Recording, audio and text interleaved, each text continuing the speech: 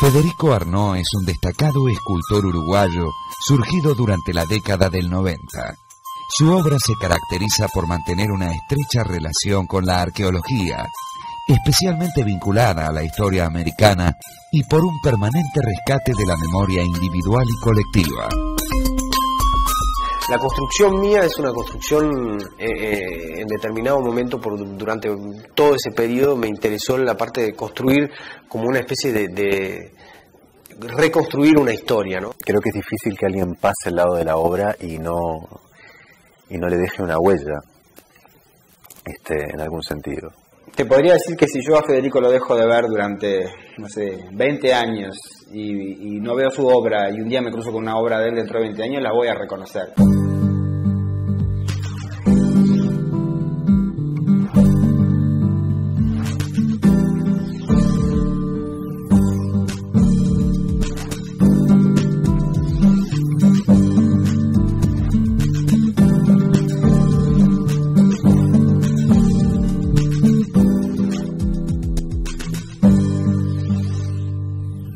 Federico Arnaud.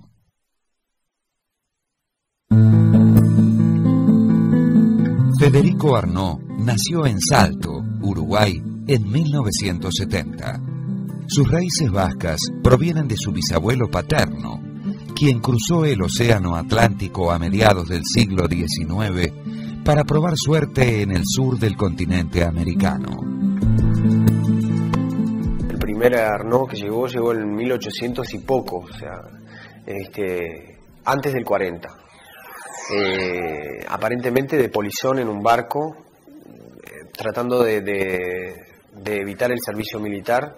No sé qué guerra había en ese momento. Proviene de la zona cercana a Bayona. Se crió en las montañas, aparentemente, y era pastor. Y se afincó en Maldonado.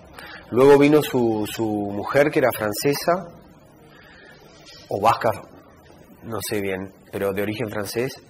Y uno de los hijos, que es Alfredo Arnaud, se afinca en 33 y compra un campo que tiene una laguna que hasta hoy se llama la Laguna de los Arnaud, y también se dedica al campo, pero en determinado momento puso una jabonería también.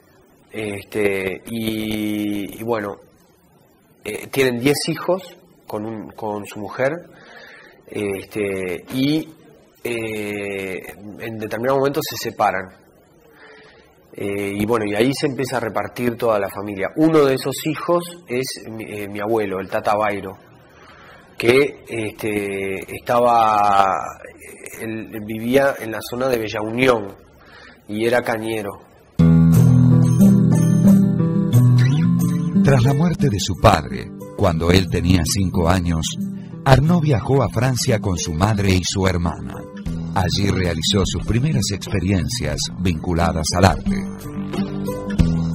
El interés por el arte es prácticamente en principio desde niño. O sea, tengo un niño que le gustaba dibujar, que se defendía bien en eso, que era malo en el fútbol. Bueno, en fin, era una buena forma de sublimar un montón de cosas, ¿no?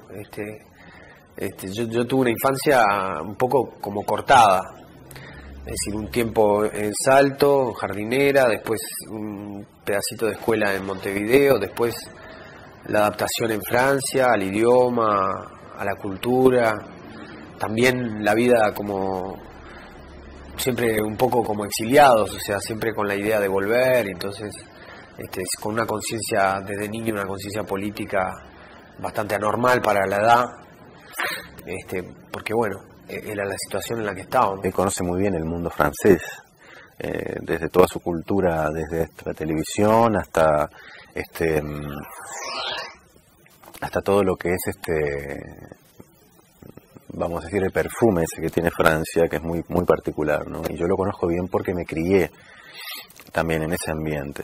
Entonces yo puedo compartir, le puedo hablar de cosas que difícilmente le puede hablar a alguien que no estuvo allá, que no conoció, o que sí, yo creo que sí, que eso lo debe haber influenciado. Digo, no lo puedo decir de manera evidente, porque para mí no es todo tan evidente a veces, pero estoy seguro que sí, que Federico no sería quien es si no hubiera tenido todas esas experiencias del exilio. Mis amigos uruguayos eran hijos de refugiados políticos, entonces un poco la historia ahí fue muy particular, ¿viste? Yo hacía afiches, por ejemplo, afiches políticos de niño, ¿no? Esa era una de las cosas que hacía, dibujaba mucho. Bueno, después eso lo fui desarrollando. Cuando me vengo a los 15 años a Salto, empiezo a hacer algunos estudios previo a irme de Francia, hice unos estudios en un curso que daba el municipio de dibujo. Después ya nos vamos, cuando viene la democracia en Uruguay, nos volvemos, y ahí en Salto empiezo cursos con Daniel Amaral, que es un pintor que tiene hasta ahora un taller allá y que ha formado bastante gente.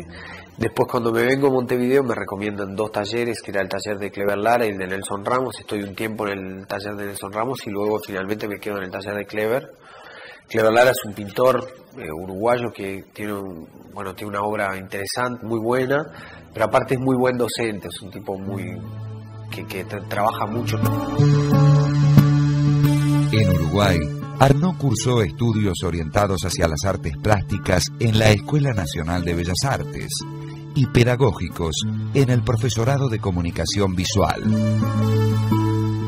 En Uruguay la formación en Bellas Artes es una formación bastante distinta, es una formación larga, y muchos artistas se han formado en talleres de artistas.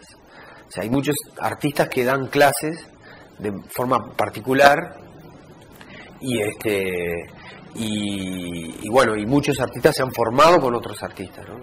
Y bueno, yo me formé con Clever Lara, y a su vez Clever Lara tenía una serie de cursos. Había un curso de dibujo y había un curso de escultura que estaba dictado por un ex alumno a su vez de él, que se llama José María Pelayo, que es un escultor. Y bueno, yo me formé en las dos cosas, ¿no? En pintura y en escultura. Siempre yo lo veo a Fede, como me parece que uno tendría que ser siempre en la vida, como un buscador. Es un tipo que en el fondo siempre está inquieto, buscando, vaya a saber qué cosa, porque es un misterio en el fondo, pero buscando algo en su manera de decir las cosas a través de sus obras. Y yo siempre vi en sus obras como una especie de conexión con lo primordial. En el proceso de formación en el taller de escultura, ya con Pelayo, participé en un concurso que era un concurso para jóvenes que lo organizaba se llamaba el premio Coca-Cola, lo organizaba la Coca-Cola. Pero un premio muy importante, era un premio donde se presentaban todos los artistas jóvenes, se presentaban ahí, y eran buenos premios. Entre los cuales el premio era un viaje a la Bienal de San Pablo. Yo era un artista totalmente desconocido hasta ese momento. En el medio era completamente desconocido. Y presenté una obra ahí, el primer encofrado, el primer trabajo que hice en cemento, que era un requiem, justamente un homenaje a mi padre, y gané el premio. Arnaud realizó al año siguiente su primera exposición individual, titulada Vestigios, en el Museo de Arte Contemporáneo de Montevideo. La muestra consistía en grandes estructuras de madera que representaban objetos vinculados a las culturas precolombinas.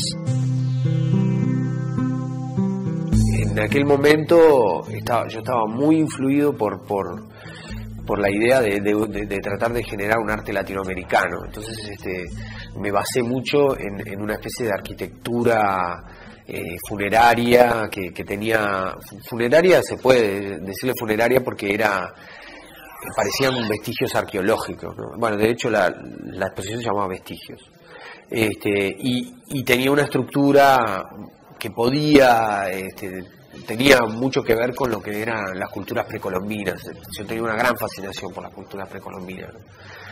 Y el proceso, además de trabajo que yo hacía, era, es decir, cuando haces una escultura hay dos posibilidades, ¿no? Una es la talla y la otra es el trabajo de modelado. El modelado, normalmente cuando tú modelas una pieza, la modelas en arcilla y después tenés que hacer un molde para pasarla a otro material, ¿no? Todas las piezas en bronce que se ven fueron primero en arcilla, después hizo un molde en yeso. Es un proceso largo. Sus primeras etapas, que su obra era muy hacia adentro, muy hacia volcar su sentir y su ser, pero consigo mismo, ¿no? Como muy separado de lo exterior. Su primera obra es más hacia adentro, pero hacia un adentro personal. Digo, ahora su obra es hacia adentro, pero como que es un hacia adentro también, que es un hacia adentro que es más colectivo.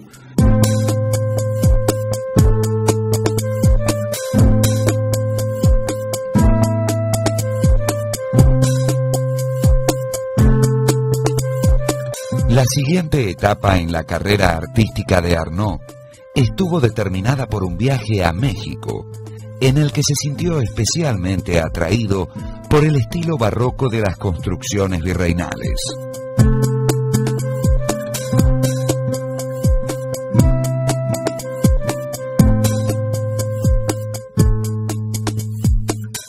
Esta fascinación influyó para que comenzara a otorgar a sus obras un aspecto ruinoso y precario, que se tornó definitorio en la conformación de su estética.